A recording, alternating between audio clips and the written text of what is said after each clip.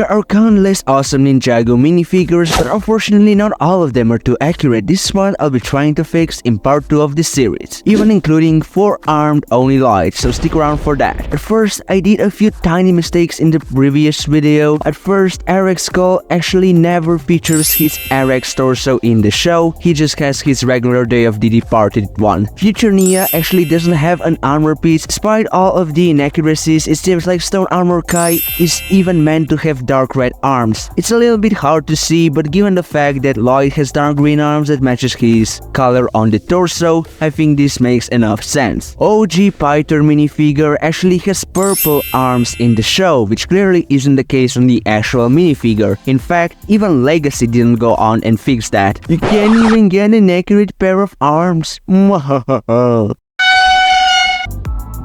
Cruncha is actually meant to have red clothing in the show, which Legacy actually fixed, and I appreciate that, but I'm starting to think that it was a pure coincidence because Whiplash suffers from the opposite problem. Let's now question why there are so many Legacy Whiplash minifigures to begin with. The clothing is supposed to be white, but it is blue or even non-existent.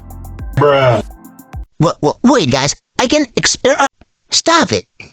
Get some help. Also a few easy steps to make the Elemental Masters more accurate. Just remove the armor piece from Jacob and Shade and you are done. Same thing can be applied to Hunted Skylar minifigure. If you own Legacy Gravis, you'll notice that it actually lacks lag printing. As you can see, it's actually quite detailed in the show, and the best way to recreate that is by using the actual lag pieces from the Ray minifigure while using the belt piece from Klaus in order to properly match with the torso. Look at that. Island Zane minifigure might be cool, but it actually has a regular armor and 2 silver arms in the show. It definitely looks cleaner that way. And I actually always bothered me how Crystallized Lloyd was the only one with the golden shoulder pad that's actually completely inaccurate. There, not only it improves the suit, it also matches way better with the rest of the ninja now. Both Aspira minifigures suffer from the usage of this ghost piece, which is really inaccurate. You can definitely fix the crystallized one by using some other serpentine tails that match up with the color scheme. I personally think OG Pythor Snake Tail works the best. Crystallized mechanic might actually be a ton more inaccurate than you might think. In the show, it has a specialized arm and a specialized robotic headpiece. Unfortunately, I can't really fix most of these things, but his blaster hand could totally use some work. This Contrast minifigure from DC has some really awesome arm printing that we can use here. As for the Crystal Blaster, remove the goofy lightning and replace it with a round tile and this piece to add the additional texture on the side. Lastly, let's see how we can improve this really inaccurate Oni form Garmadon and Lloyd minifigures. For Garmadon, you have to replace the silver horns with the white ones, which also makes them look more organic, and a pair of wings as well. The minifigure also requires a second torso. I personally think using Ninjago Movie's Garmadon torso is the best way to go because it completes the armored look. You can't really do much about red eyes, but this is how they look with the right color. Now we finally reached the Oni Lloyd situation, and I really had to think completely out of the box to come up with something useful. At first I realized that there's no upper torso that would fit properly, so I decided to use all of my creativity. At first I added 2 1x1 gold plates to make him slightly taller. I also replaced his shoulder armor with the Shima variant, and that is because such shaping will actually allow us to integrate another pair of arms. I'm gonna warn you that this process might be incredibly frustrating. It actually took me a few tries to get it done properly. I used this